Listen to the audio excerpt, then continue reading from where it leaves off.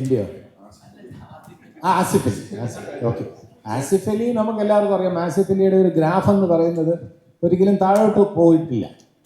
ആസിഫ് അലിയുടെ ഇപ്പോൾ ആസിഫ് അലിയുടെ ഒരു പടം എന്ന് പറയുമ്പോൾ ആസിഫ് അലിയുടെ സെലക്ഷനെ കുറിച്ച് പ്രേക്ഷകർക്ക് എല്ലാവർക്കും അറിയാം.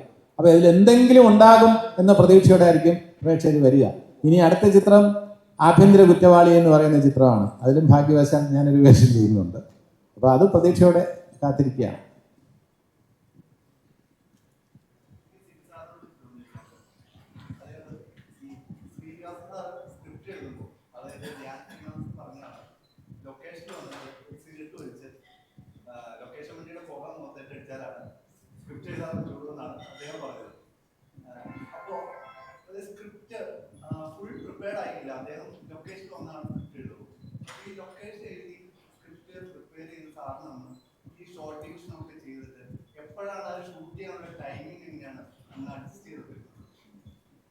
ഈ ജനറേറ്ററിൻ്റെ അല്ല, അത് ഞാൻ രണ്ടുപേരും മറുപടി പറഞ്ഞപ്പോൾ എനിക്ക് പറയാനുണ്ട്. ഈ ജനറേറ്ററിൻ്റെ പുക കേട്ടിട്ട് അല്ലെങ്കിൽ ശബ്ദം കേട്ടിട്ട് എഴുതുക എന്ന് പറയുന്നത് കുറച്ച് എക്സാജറേറ്റഡ് ആയിട്ട് നമ്മൾ തമാശയായിട്ട് പറയുന്നതാണ്. അത് ലോഹിയെക്കുറിച്ചും പറയാറുണ്ട്, ശ്രീനിയെക്കുറിച്ചും പറയാറുണ്ട്. പക്ഷേ ഇവർ രണ്ടുപേരും മിക്കവാറും സിനിമകൾ ഷൂട്ടിൻ്റെ പാരലായിട്ട് തന്നെയാണ് എഴുതിക്കൊണ്ട് പോകാറുള്ളത്. പക്ഷെ കഥയുടെ ഒരു ധാരണയുള്ളതുകൊണ്ട്, ഒരു വൺ ലൈൻ ഉള്ളതുകൊണ്ട് നമുക്ക് അറിയാം ഇന്ന ഓരോ സീനിൻ്റെ കണ്ടന്റ് നമുക്കറിയാം. പക്ഷേ ഡീറ്റെയിൽ ആയിട്ടുള്ളൊരു സ്ക്രിപ്റ്റ് കിട്ടുന്ന അവസാന നിമിഷത്തിലായിരിക്കും. പക്ഷെ അതങ്ങ് ചെയ്ത് ഞങ്ങൾക്കൊക്കെ ശീലമായി. ആ ഒരു പ്രഷറിൽ നിന്നുകൊണ്ടാണ് എല്ലാ സിനിമകളും അക്കാലത്ത് ചെയ്തു വന്നിട്ടുള്ളത്. ഇപ്പം ഞാൻ ഭരതം ചെയ്തതും അങ്ങനെ തന്നെയാണ്. വല്ലാത്ത കഥയേ ഇല്ല, പാട്ടുകളൊക്കെ അപ്പം വരിക, അങ്ങനെയും ഷൂട്ട് ചെയ്തിട്ടുണ്ട്. ഇതെൻ്റെ ആദ്യത്തെ സിനിമയാണെന്ന് കൂടെ ആലോചിക്കണം. ഞാനങ്ങനെ 7 പടങ്ങളിൽ അസോസിയേറ്റും അസിസ്റ്റൻ്റായിട്ടൊക്കെ വർക്ക് ചെയ്ത ശേഷം ആദ്യ സിനിമ വരുമ്പോൾ തന്നെ മുഴുവൻ സ്ക്രിപ്റ്റില്ലാതെ ചെയ്യേണ്ട ഒരു അവസ്ഥയിലാണ്. പക്ഷേ നമുക്ക് ഒരു ഗുണമുള്ളത്, നമുക്ക് എല്ലാ ആർട്ടിസ്റ്റുകൾക്കും അവൈലബിളാണ്, എല്ലാവരും ആ ലൊക്കേഷനിലുണ്ട്. അപ്പം ഏത് സീൻ എപ്പോഴും എടുക്കണമെന്ന് വെച്ചാലും നമുക്ക് ആൾക്കാരുണ്ട്, ആർട്ടിസ്റ്റ് കൂടെയുണ്ട്. പിന്നെ നമ്മൾ ഈ ഒരു എക്സ്പീരിയൻസ് ഉണ്ട്. 7 സിനിമകളാണെങ്കിലും അതിനകത്ത് വലിയ രീതിയിൽ നമ്മൾ ഇൻവോൾവ് ആയിട്ടാണ് അസിസ്റ്റൻ്റായിട്ട് വർക്ക് ചെയ്തത്. അപ്പം ഇത്തരം പ്രഷറുകളൊക്കെ നേരിട്ട് തന്നെയാണ് അവിടേക്ക് എത്തുന്നത്. കമലിനും അതുപോലെ തന്നെ അതെ. അല്ല, എനിക്ക് വേറെ എന്താ വെച്ചാൽ ഇപ്പോൾ സിബി പറഞ്ഞതിൻ്റെ തുടർച്ച തന്നെയാണ്. ശ്രീനിവാസനായിട്ട് ചെയ്ത പടങ്ങളൊക്കെ തന്നെ ഒരു പടത്തിന് ഒരു ഫുൾ സ്ക്രിപ്റ്റ് നേരത്തെ എഴുതിയിട്ടില്ല. എല്ലാം ഡയലോഗ്സ് ലൊക്കേഷനിൽ നിന്നൊക്കെ എഴുതിയിട്ടുള്ളത്. അതിൽ ഏറ്റവും എന്താണെന്ന് വെച്ചാൽ ഞാൻ ഒരു പ്രത്യേകത തോന്നിയെന്ന് വെച്ചാൽ ഡിസ്കഷൻ ഏകദേശം കുറേ നാളുണ്ടാവും. ഒരു 5-10 മാസമൊക്കെ ഇരുന്ന് ഞങ്ങൾ കഥ ഉണ്ടാക്കി സ്ക്രീൻ പ്ലേ ഉണ്ടാക്കിയിട്ട് ഏകദേശം സ്ക്രീൻ പ്ലേ കറക്റ്റായിരിക്കും. 1 ലൈൻ എന്ന് പറയുന്നത് നമ്മൾ 1 ലൈൻ പക്കയായിരിക്കും. ഈ 1 ലൈൻ വെച്ചിട്ടാണ് ലൊക്കേഷൻ കാണാൻ പോകുന്നതും സോങ് കമ്പോസ് ചെയ്യുന്നതും ബാക്കി എല്ലാ കാര്യങ്ങളും 1 ലൈൻ വെച്ചിട്ടായിരിക്കും. ഒരു സീൻ പോലും എഴുതിയിട്ടുണ്ടാവില്ല. പക്ഷെ ലൊക്കേഷനിൽ വന്നു കഴിഞ്ഞാൽ ശ്രീനിയെ സംബന്ധിച്ചോളം ശ്രീനി ആ കാര്യത്തിൽ ഭയങ്കര ഓർമ്മയും കാര്യങ്ങളാണ്. അന്ന് ഡിസ്കഷനിൽ പറഞ്ഞിട്ടുള്ള ചില കാര്യങ്ങൾ ഞാൻ മറന്നത് പോലും ശ്രീനിയെ ഓർമ്മിക്കാറുണ്ട്. നമ്മൾ അന്ന് അങ്ങനെ ഒരു കാര്യം പറഞ്ഞിട്ടുണ്ടായിരുന്നു. അപ്പോൾ അത് സ്ക്രിപ്റ്റിൽ വരും, ഡയലോഗ്സിലെല്ലാം വരും എന്നുള്ളതാണ്. അപ്പോൾ അങ്ങനെ ഒരു കോൺഫിഡൻസ് ശ്രീനിയോട് എനിക്കുണ്ടായിരുന്നു. പക്ഷെ അത് തകർത്ത ഒരു സിനിമയുണ്ട്. കാരണം ചമ്പക്കുളം തച്ചനാണ്. ചമ്പക്കുളം തച്ചനിൽ ഇതേപോലെ 1 ലൈൻ ഉണ്ടായിരുന്നു. ലൊക്കേഷനിലായി സോങ് ഒക്കെ ഇത് ഷൂട്ടിങ്ങിന് ലൊക്കേഷനിലെ ആർട്ടിസ്റ്റ് അടക്കം എത്തി. ശ്രീനിവാസൻ വേറൊരു പടത്തിൽ ഷൂട്ടിങ് അഭിനയിക്കുന്ന പുള്ളി ഹീറോയിട്ട് അഭിനയിക്കുന്ന പടം, അവിടെ ഹെൽഡപ്പായിട്ട് പുള്ളിക്ക് വരാൻ പറ്റില്ല. ഷൂട്ടിങ്ങിൻ്റെ തലേ ദിവസം രാവിലെ ഒരു ഉച്ചയായപ്പോഴാണ് പുള്ളി എത്തി. നല്ല പനിയായിട്ട് വരുന്നത്. അത് കിടന്നുറങ്ങി. എന്നിട്ട് രാത്രി എന്നോട് ചോദിക്കുക, ശ്രീനി നമ്മുടെ പടത്തിൻ്റെ കഥ എന്താണ്? പിറ്റേന്ന് രാവിലെ ഷൂട്ടിംഗ് തുടങ്ങുന്ന പടമാണ്. അതിന് മധുസാറ്, കെ.ആർ. വിജയ, രംഭ, അന്ന് രംഭയല്ല അമൃത എന്നുള്ള പേര്, അവരടക്കം വന്നിരിക്കുകയാണ് പിറ്റേന്ന് കാലത്ത് എടുക്കേണ്ട സീനിൽ. ഞാൻ ഞെട്ടിപ്പോയി. എൻ്റെ ശ്രീനിയുടെ കഥയാണെന്ന് ആലോചിക്കുന്നത്. കഥ എന്താണെന്ന് എന്നോട് ചോദിച്ചു. ആ ശ്രീനിവാസൻ അന്ന് രാത്രി ഞങ്ങൾ ഇരുന്നിട്ട് ഫുൾ 1 ലൈൻ വായിക്കും. 1 ലൈൻ എൻ്റെ ഒരു കോപ്പി ഉണ്ട്, ശ്രീനിയുടെ പെട്ടിയിൽ ഇരിക്കേണ്ടി പോകും. ഞാൻ ആ കോപ്പി വെച്ചിട്ട് 1 ലൈൻ ഫുൾ വായിച്ചു കഴിഞ്ഞപ്പോൾ ശ്രീനി പറഞ്ഞ സംഭവങ്ങൾ കംപ്ലീറ്റ് ഉണ്ടല്ലോ, പെട്ടെന്ന് എല്ലാ കാര്യങ്ങളും ഓർമ്മ വന്നു. ആ കാര്യത്തിൽ സംഭവിച്ചു. നെക്സ്റ്റ് ടൈം ഞങ്ങൾ ഷൂട്ടിങ് തുടങ്ങിയെന്നുള്ളതാണ്.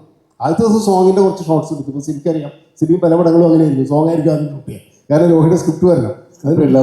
സ്ക്രിപ്റ്റ് ഇല്ലാത്തതുകൊണ്ട് സോങ് ആയിരിക്കും മിക്കവാറും ശ്രീനിവാസിൻ്റെയും ലോഹിദാസിൻ്റെ പടങ്ങളുടെ ഷൂട്ടിങ്ങിൽ ഞങ്ങളൊക്കെ ആദ്യം തുടങ്ങുക. 3-4 ദിവസം കഴിഞ്ഞപ്പോഴേക്കും ട്രാക്കിലായെന്നുള്ളതാണ്. പിന്നെ ഒരു ദിവസം പോലും എനിക്ക് സ്ക്രിപ്റ്റിന് വേണ്ടിയിട്ട്, സീനിന് വേണ്ടി വെയിറ്റ് ചെയ്യേണ്ടി വന്നിട്ടില്ല. ഒന്നുകിൽ രാവിലെ റൂമിൽ നിന്ന് സീന് വരുമ്പോൾ ഞങ്ങൾ ഒരുമിച്ച് കാറിൽ പോകുമ്പോൾ സ്ക്രിപ്റ്റ് ഉണ്ടാവും, അതിൽ സീൻ ഉണ്ടാവും ഷൂട്ട് ചെയ്യേണ്ട ദിവസം. അല്ലെങ്കിൽ അന്ന് ലാൽ ജോസും ദിലീപൊക്കെ എൻ്റെ അസിസ്റ്റൻസാണ്. ഇവരയക്കും. ഞാൻ ഹോട്ടലിലേക്ക് അയച്ചു കഴിഞ്ഞിട്ടുണ്ടെങ്കിൽ ഇവർ സീനും കൊണ്ട് വരും. ഇങ്ങനെയാണ് ഷൂട്ട് ചെയ്തുകൊണ്ടിരുന്നത്. ഇപ്പൊ ജഗദീഷിനും പറയാനുള്ള അതേ അല്ല കാര്യങ്ങളൊക്കെ തന്നെ. ഇത് തന്നെ ഇതിനോട് ചേർത്ത് വെക്കാനുള്ള കാര്യം എന്ന് വെച്ചാൽ ശ്രീനിവാസൻ ഒരു ലോക സിനിമയിൽ തന്നെ ഒരു അത്ഭുതമാണ്. അതിന് കാരണം അതായത് ഇവർ പറഞ്ഞത് കറക്റ്റാണ്. വൺ ലൈൻ അല്ലെങ്കിൽ സ്ക്രീൻ പ്ലേ, ഡീറ്റെയിൽ ആയിട്ടുള്ള സ്ക്രീൻ പ്ലേ, അതിൽ ഇത്ര പേജിൽ ഫുൾ സ്കാപ്പ് പേപ്പറിലായിരിക്കും എഴുതി വയ്ക്കുക. അതിൽ ഡിസ്കസ് ചെയ്യുന്ന ഓരോ ദിവസവും ഡിസ്കസ് ചെയ്യുന്ന മാർജിനിൽ പോയിന്റുകളെല്ലാം ഇങ്ങനെ കുറിച്ച് വയ്ക്കും. അത്ഭുതം എന്ന് പറയുന്നത് ഫസ്റ്റ് ഡേ എടുക്കുന്നത് 98 സീനുകളുണ്ടെങ്കിൽ 97ാമത്തെ സീൻ വേണമെങ്കിൽ എഴുതി കൊടുക്കും. ഇത് വേറെ ഒരു റൈറ്ററെ കൊണ്ടും പറ്റില്ല. കാരണം കഥ ഡെവലപ്പ് ചെയ്യുന്ന രീതിയിൽ ഒരു ക്യാരക്ടർ എങ്ങനെയൊക്കെയാണ് സംസാരിക്കുക, ഒരു ക്യാരക്ടർ എങ്ങനെയൊക്കെയാണ് ബിഹേവ് ചെയ്യാന്ന് ഒരു 5 സീൻ എഴുതി കഴിഞ്ഞാൽ അത് പിടികിട്ടും. ഇത് ഫസ്റ്റ് ഡേ 97ാമത്തെ സീൻ എഴുതി കൊടുക്കാൻ ശ്രീനിവാസിന് കഴിയും. അതേ അവസരത്തിൽ അത്ഭുതത്തോടെ സിബി നോക്കി, ഇപ്പോൾ സിബി ഓർക്കുന്നുണ്ടാവും, ഹിസൈനസ് അബ്ദുള്ളയുടെ ക്ലൈമാക്സ് എന്തെന്ന് സിബിക്ക് അറിയില്ല, ലോഹിയുടെ മനസ്സിൽ മാത്രമേ ഉള്ളൂ. അപ്പൊ ഞങ്ങളെല്ലാം ആർട്ടിസ്റ്റ് എന്നല്ലേ ഇത് ക്ലൈമാക്സ് എന്താണ് എനിക്ക് അറിയില്ല. അപ്പൊ ലോഹി അങ്ങനെയാണ്, ഒരു സീൻ എഴുതാതെ അടുത്ത സീൻ ലോഹിക്ക് എഴുതാൻ പറ്റില്ല. ലോഹിക്ക് സീൻ നമ്പർ 2 എഴുതി കൊടുത്തിട്ട് പിന്നെ സീൻ നമ്പർ 61 എഴുതി കൊടുക്കാൻ പറ്റില്ല.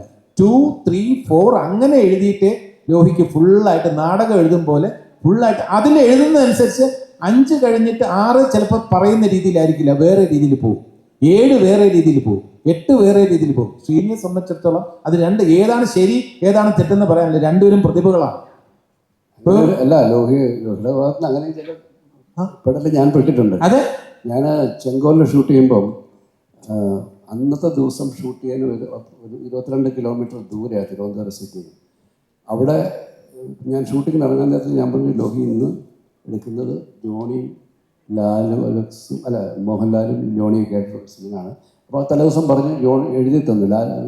ഞാനും ഷൂട്ടിങ്ങിനായിട്ട് രാവിലെ കുളിച്ച് റെഡി പോകാൻ നേരത്ത് അടുത്ത മുറിയിൽ നിന്ന് ലോഹി എഴുതിയ സീനും മേടിച്ചുകൊണ്ട് പോകും. ഞാൻ ആ സീൻ വായിച്ചിട്ടില്ല. ഞാൻ അവിടുന്ന് ക്യാമറമാൻ വേണുവിൻ്റെ വീട് വരെ പോകുന്നതിനിടയ്ക്കാണ് ഞാൻ ഈ സീൻ വായിക്കുന്നത്. അപ്പോൾ അതിനകത്ത് എഴുതിയിരിക്കുന്നത് ഈ സുരഭി എന്ന് പറയുന്ന കിരിക്കാടൻ ജോസിൻ്റെ മകള് 485 രൂപ കൊണ്ട് ജോണിയുടെ കയ്യിൽ കൊടുത്തിട്ടുണ്ട്. ലാൽ അവിടെ വരുമ്പോൾ ജോണി പറയും ആ കുട്ടി വന്നൊരു 485 രൂപ തന്നിട്ടുണ്ട്. ഈ 485 രൂപയുടെ കണക്ക് എനിക്കറിയില്ല, കാരണം അതിന് മുമ്പത്തെ സീനൊന്നും എടുത്തിട്ടില്ല. ഞാൻ വേണുവിൻ്റെ വീടിൻ്റെ അടുത്തൊരു ബൂത്ത് ചെയ്തിട്ട് ലോഹി എന്താണ് ഈ 485 രൂപ? ഞാൻ ലാലിൻ്റെ സീൻ പറഞ്ഞു കൊടുക്കുമ്പോൾ ലാലിൻ്റെ അടുത്ത് വെച്ചാൽ എനിക്ക് ഉത്തരവില്ലല്ലോ. അപ്പോൾ ലോഹി പറഞ്ഞു ഇതിനു മുമ്പ് ഈ പെൺകുട്ടിയുടെ STD ബൂത്തിൽ ലാൽ ഫോൺ ചെയ്തിട്ട് 500 രൂപ കൊടുത്തു. അപ്പോൾ ബാക്കി ഇല്ലാത്തത് കൊണ്ട് അത് കയ്യിൽ വെച്ചു വന്നു. അവരെ സഹായിക്കാൻ വേണ്ടി പരോക്ഷമായിട്ട് ചെയ്തതാണ്. പക്ഷെ അവർക്ക് അഭിമാനം കൊണ്ട് ആ പൈസ കൊണ്ട് ഇവിടെ തിരിച്ചു കൊടുക്കുന്നു. ഇങ്ങനത്തെ പെടലുകളും മൊബൈൽ ഫോണും ഇല്ല കാലത്ത്. അതെ, പല സിനിമയ്ക്കും ക്ലൈമാക്സ് പിന്നീട് ലാസ്റ്റില് എല്ലാവരും അറിയുള്ളൂ ലോഹിയുടെ. അല്ല, അന്നത്തെ സിനിമയുടെ മൊത്തം രീതികൾ അങ്ങനെയായിരുന്നു. പക്ഷെ അത് ഒരു മിറാക്കിളായിരുന്നു. ആ പടങ്ങളൊക്കെ വലിയ വലിയ ഹിറ്റായിട്ടുണ്ട്. പലതും 10-20 ദിവസം കൊണ്ടൊക്കെ തീരുന്നല്ലേ. പിന്നെ അതാണ് 20 ദിവസം 25 ദിവസത്തെ ഒരു പടം തീരുമല്ലേ. ഈ കാതോട് കാതോരൊക്കെ എത്ര ദിവസം ഷൂട്ട് ചെയ്തതാണ്? 40 ദിവസം ഉണ്ടാവുമായിരിക്കില്ലേ. 2 ഷെഡ്യൂളൊക്കെ 2-3 ഷെഡ്യൂൾ. അത് സ്ക്രിപ്റ്റിന്റെ പ്രശ്നമാണ് അല്ലേ. അത് കുറച്ച് സ്ക്രിപ്റ്റിന്റെ പ്രശ്നങ്ങൾ ഉണ്ടായിരുന്നു. അതിലും സ്ക്രിപ്റ്റിന്റെ പ്രശ്നം ഉണ്ടായിരുന്നു. കൊടക്കനാലൊരു 15 ദിവസത്തെ ഷെഡ്യൂൾ ആദ്യം ഉണ്ടായിരുന്നു. അത് കഴിഞ്ഞ് കുറച്ച് ഗ്യാപ്പ് കഴിഞ്ഞിട്ടാണ് ഇവിടെ നമ്മൾ പിന്നെ അതിരമ്പള്ളി ചാലക്കുടി ഷൂട്ട് ചെയ്തത്. ചാലക്കുടിയിൽ ഏകദേശം അത്ര ദിവസം ഉണ്ടായിരുന്നു, 15 ദിവസം ഉണ്ടായിരുന്നു. 15 ദിവസം ഉണ്ടായിരുന്നു. സിനിമയുടെ കഥ കേട്ട് കഴിഞ്ഞപ്പോൾ അത് ആ കഥ പോലെ തന്നെയാണ് എഡിറ്റ് ചെയ്ത് കുട്ടികളും സിനിമകളും കുട്ടികളും കഥ ഒക്കെ ആയിരിക്കും. പക്ഷെ എഡിറ്റ് ചെയ്ത് വരുമ്പോൾ വേറൊരു യൂത്തിലാവാറുണ്ടായിരുന്നു. ഈ രേഖചിത്രം കഥ പറഞ്ഞു കഴിഞ്ഞപ്പോൾ അതിനേക്കാൾ മേലെ നിന്നോ ഡയറക്ഷൻ എഡിറ്റിംഗ് എന്ന് പറയുന്നത്? അല്ല, എനിക്ക് പറയാനുള്ളത്, കാരണം ഇതെല്ലാം കൂടെ ഒത്തുചേരുമ്പോഴാണല്ലോ ഒരു നല്ല കലാസൃഷ്ടി ഉണ്ടാവുന്നത്. കാരണം എഡിറ്റിംഗ് എന്ന് പറഞ്ഞ് മാറിയെന്ന് കാണാൻ പറ്റില്ല. സംവിധായകന്റെ മനസ്സിലുള്ള കാര്യങ്ങൾ ഒരു എഡിറ്റർ അതിന് ഓരോന്നും ഇന്റർപ്രിട്ടേഷനാണ്. ആത്യന്തികമായ സംവിധായകന്റെ മനസ്സിലാണ് സിനിമയുള്ളത്. ഇപ്പൊ കഥാകൃത്തുമായിട്ട് ഡിസ്കസ് ചെയ്യുന്നു, അത് കഴിഞ്ഞാൽ കൺസീവ് ചെയ്യുന്നത് സംവിധായകൻ തന്നെയാണ്. സ്ക്രീനിൽ എങ്ങനെയാണ് വരേണ്ടത് എന്ന് തീരുമാനിക്കുന്നത് സംവിധായകൻ തന്നെയാണ്. അത് അങ്ങനെ വരുത്താൻ എൻ്റെ ഭാഗത്തു നിന്നും എന്താണ് ചെയ്യാൻ കഴിയുക എന്നൊരു എഡിറ്റർ ചിന്തിക്കും. ഒരു നടൻ ചിന്തിക്കും, എൻ്റെ ഭാഗത്തു നിന്നും എങ്ങനെയാണ് നിങ്ങളുടെ വിഷൻ പൂർത്തീകരിക്കാൻ വേണ്ടി എൻ്റെ ഭാഗത്തു നിന്നും എനിക്ക് എങ്ങനെയാണ് കോൺട്രിബ്യൂട്ട് ചെയ്യാൻ കഴിയുക എന്നൊരു നടൻ ചിന്തിക്കും. നിർമ്മാതാവ് സംവിധായകന്റെ വിഷൻ എങ്ങനെ അവതരിപ്പിക്കാൻ അതേ രീതിയിൽ അവതരിപ്പിക്കാൻ എൻ്റെ ഭാഗത്തു നിന്നും സാമ്പത്തികം ഉൾപ്പെടെയുള്ള സൗകര്യങ്ങൾ എങ്ങനെ അറേഞ്ച് ചെയ്യാൻ കഴിയും. അപ്പോൾ എഡിറ്റിംഗ് ആയിക്കോട്ടെ, മ്യൂസിക് ആയിക്കോട്ടെ, എല്ലാ സാങ്കേതികമായിട്ടുള്ള കാര്യങ്ങളും സംവിധായകന്റെ വിഷൻ അനുസരിച്ചാണ് നീങ്ങുന്നത്. ആ വിഷൻ മെച്ചപ്പെടുത്താൻ വേണ്ടിയുള്ള കോൺട്രിബ്യൂഷൻ ഓരോ ഭാഗത്തു നിന്നും ഉണ്ടാകും. അവിടെ എഡിറ്ററുടെ ഭാഗത്തു നിന്നും ഉണ്ടാകും. ഒരു ബ്രില്യൻ്റ് ആയിട്ടുള്ള എഡിറ്റർ അത് ആ വിഷൻ തന്നെ, ഈ സീൻ ഞാൻ ഇന്ന് ഷോർട്ട് ഒന്ന് ഓർഡർ ചേഞ്ച് ചെയ്ത് കാണിക്കട്ടെ, അപ്പോൾ എൻ്റെ വിഷൻ കുറച്ചുകൂടെ ബെറ്ററായി, അപ്പോൾ കോൺട്രിബ്യൂട്ട് ചെയ്യാം എന്നുള്ളതേ ഉള്ളൂ. അപ്പോൾ എല്ലാവർക്കും ഇതിനകത്തൊരു വലിയ റോളുണ്ട്. അൾട്ടിമേറ്റ് ആയിട്ടുള്ള ഒരു വിഷൻ എന്ന് പറയുന്നത് സംവിധായകൻ്റെ ആണെന്നാണ് ഞാൻ കരുതുന്നത്. എനിക്ക് അതിൻ്റെ ആ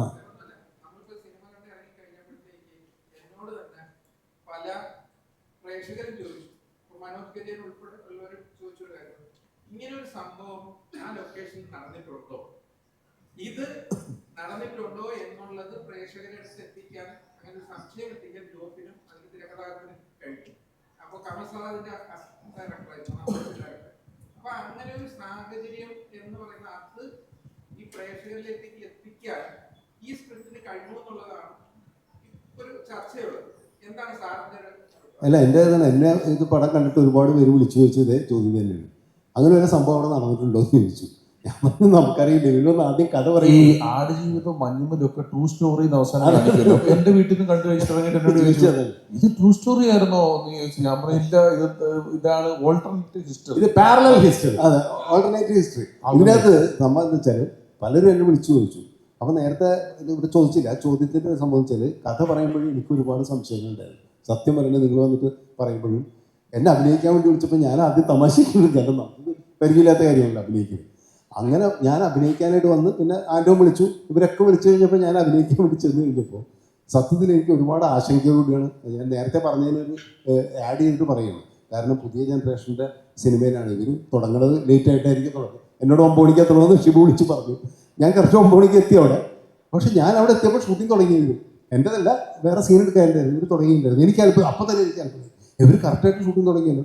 അപ്പോൾ നമ്മൾ കേട്ട കഥകളൊക്കെ വെറുതെയാണ്, ഇവർ കറക്റ്റായിട്ട് സമയത്തിന് ചെയ്യുന്നു. പിന്നെ എൻ്റെ ആശങ്ക എന്ന് വെച്ച് കഴിഞ്ഞാൽ നമ്മൾ സിനിമ ചെയ്യുമ്പോൾ, ഇപ്പം ഞാൻ ഡയറക്ടർ കുറേ പടം ചെയ്തിട്ടുള്ള ആളാണല്ലോ. അപ്പോൾ എന്നെ വെച്ച് അഭിനയിപ്പിക്കാൻ വേണ്ടി ഒരു ക്യാമറ എടുക്കുമ്പോൾ എന്തായിരിക്കും എൻ്റെ ഒരു ഇത് എനിക്ക് ഭയങ്കര ഇതുണ്ടായിരുന്നു, ഒരു ആകാംക്ഷ ഉണ്ടായിരുന്നു, എങ്ങനെയായിരിക്കും നമ്മളിത് ഡീൽ ചെയ്യാന്നുള്ളത്. പക്ഷെ ആദ്യം എൻ്റെ അടുത്ത് ഇങ്ങനെ സീനൊക്കെ പറഞ്ഞു തന്നു, ഡയലോഗ്സ് എല്ലാം പറഞ്ഞിട്ട് എൻ്റെ അടുത്ത് ചോദിച്ചു, സാറേ നമുക്ക് തുടങ്ങാമെന്ന് പറഞ്ഞു. കൃത്യമായിട്ട് ഷോട്ട് പറഞ്ഞു തരികയും, ഞാൻ ഇത്രയും പടം ഡയറക്റ്റ് ചെയ്ത ഒരാളാണ്. സാധാരണ എനിക്ക് അല്ലേ ജൂനിയർ എന്നുള്ള രീതിയിൽ ഒരു ഇതുണ്ടായിരുന്നില്ല. ഒരു വളരെ കോൺഫിഡൻ്റ് ആയിരുന്നു. അപ്പോൾ ആ കോൺഫിഡൻസ് ആണ് എനിക്ക് ഭയങ്കര അത്ഭുതം തോന്നിയത്. ഡയറക്ടർക്കും അതെ, അതിൻ്റെ തിരക്കഥാകൃത്തും ഇവരൊക്കെ ഉണ്ടായിരുന്നു, ക്യാമറാമാനും ബാക്കി ക്രൂ, ഈവൺ അസിസ്റ്റൻസും എല്ലാവരും വളരെ കോൺഫിഡൻ്റ് ആയിട്ട്. അപ്പോഴാണ് ശരിക്കും ആണെങ്കിൽ എനിക്ക് ഇതിൽ ഭയങ്കര പ്രതീക്ഷ തോന്നിയ സിനിമയിൽ ശരിക്കും അഭിനയിക്കാൻ ക്യാമറ മുമ്പിൽ അതിന്റെ കോൺഫിഡൻസ് ആയിട്ടില്ല. ജോഫിന്റെ ആദ്യത്തെ പടത്തിലും നമുക്ക് 22-ലല്ലേ പ്രീസ്റ്റ് വരുന്നത്, അവിടെ 21 പ്രീസ്റ്റ് വരുമ്പം 21 ഭയങ്കര ആധുനിക കാലമാണെങ്കിലും തൊപ്പി, താടി, വടി, പട്ടിക്കുള്ളൊരു മാന്ത്രികനെ പോലുള്ള മമ്മൂക്ക, അതിന്റെ കൂട്ടത്തിൽ സാനിയയ്യപ്പന്റെ ക്യാരക്ടറിനെ മമ്മൂക്ക് മാത്രമേ കാണാൻ പറ്റുള്ളൂ, ആർക്കും വേറെ ആർക്കും കാണാൻ പറ്റൂല. ഒരു കൊച്ചിന്റെ നേതൃത്വം മഞ്ജുവായിട്ട് തിരിച്ച് പുറത്തേക്ക് ആടിയിട്ട് നേരെ നിന്ന് ഡയലോഗ് പറയുന്നു. ഇതെല്ലാം നമുക്ക് ആദ്യം പറയുമ്പം ഇവൻ പറയും ഇതെങ്ങനെയാണ് ഇതൊക്കെ ഈ കാലത്ത് നടക്കുമ്പോൾ നമുക്കൊരു സംശയം തോന്നും. പക്ഷെ അത് കഴിഞ്ഞിട്ട് റെഡിയാക്കി. അല്ല, ജോഫിനോടും രാമനോടും ജോണിനോടും ഒരു പ്രത്യേക കടപ്പാട് എനിക്കുണ്ട്. കാരണം സിനിമയിൽ ഹരിഹർ നഗറിലെ അപ്പുക്കുട്ടനൊക്കെ ഏറ്റവും വലിയ മണ്ടത്തരം പറയുന്ന കഥാപാത്രങ്ങൾ ഏറ്റവും കൂടുതൽ അവതരിപ്പിച്ചിട്ടുള്ളത് ഞാനാണ്. ഇതിൽ അല്പ സെൻസുള്ള ബുദ്ധിയുള്ള ഒരു ട്വിസ്റ്റ് ഞാൻ കൊണ്ടുവന്നിട്ടുണ്ട്. ഇങ്ങനെ ആയിക്കൂടെ, വലിയ ബുദ്ധിയൊന്നും അല്ലെങ്കിലും ഒരു ചിന്ത, അങ്ങനെ ഒരു സംഭവം നടന്നിട്ടുണ്ട്. അങ്ങനെ ചിന്തിച്ചൂടെ വിവേക് എന്ന് ചോദിക്കുന്ന തരത്തിൽ അങ്ങനെ ബുദ്ധിയുള്ള രീതിയിൽ ചിന്തിക്കുന്ന ഒരാളായിട്ട് ജഗദീഷിനെ അവതരിപ്പിച്ചിട്ടുണ്ട്. ആ ക്യാരക്ടറാണ് വേറെ ഒരാൾക്കും ഈ സിനിമയെ കൊടുക്കാനും പറ്റത്തില്ല. കാരണം ജഗദീഷ് ഏട്ടൻ എഴുതിയ ആ പരിപാടിയിലായിപ്പോയി. പിന്നെ അത് മാത്രമല്ല, പഴയ അപ്പുകുട്ടനല്ലല്ലോ ഇപ്പൊ ജഗദീഷ്. ജഗദീഷ് വളരെ സീരിയസ് ആയിട്ട് റോളുകൾ ചെയ്യുന്നുണ്ട്. അപ്പൊ അതുകൊണ്ട് കാരണം എല്ലാ സിനിമയ്ക്കും ഇപ്പൊ സെക്കൻഡ് പാർട്ടിന്റെ ഒരു ട്രെയിലർ കാണിച്ചിട്ട് നിർത്തും എന്ന് പറഞ്ഞ പോലെ ഏതാണ്ട് 10 മിനിറ്റ് മുമ്പ് ജോഫിൻ നന്ദി പറഞ്ഞ് അവസാനത്തിന് ശേഷം ഞങ്ങളുടെ സെക്കൻഡ് പാർട്ടിന്റെ ചോദ്യം ചോദിച്ച നിങ്ങളോടുള്ള നന്ദി ഈ അവസരത്തിൽ അറിയിക്കുന്നു. Thank you.